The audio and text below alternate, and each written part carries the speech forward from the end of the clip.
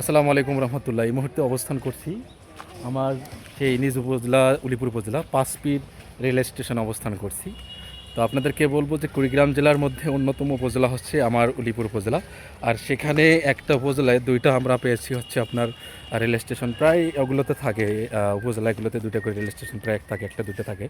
এবং পার্শ্ববর্তী আমাদের চিলমারি উপজেলা আছে, সেখানেও দুইটা আছে। এবং এখানে রেগুলারলি যে ট্রেন আছে সেটা কিন্তু আসে। এবং এই আশেপাশে যে রেল স্টেশনের যেখানে যে ভিউটা আছে, অর্থাৎ এখানে যে গাছ আছে বা এখানে যেমন যাত্রীরা আসবে, এখানে যাত্রী ছাউনি অবশ্য এখানে যাত্রী ছাউনি নাই, বাট এখানে একটা যাত্রী ছাউনি দেওয়ার কিন্তু খুব একটা প্রয়োজন আমি মনে করলাম যতটুকু এখানে দেখে। কেননা এটাকে একেবারে কুড়িগ্রাম জেলার এদিক থেকে আপনার কুড়িগ্রাম জেলা থেকে এই লাইনটা সংযোগ এখানে, আর এবং এদিক থেকে গেছে আপনার চিলমারিতে চলে গেছে।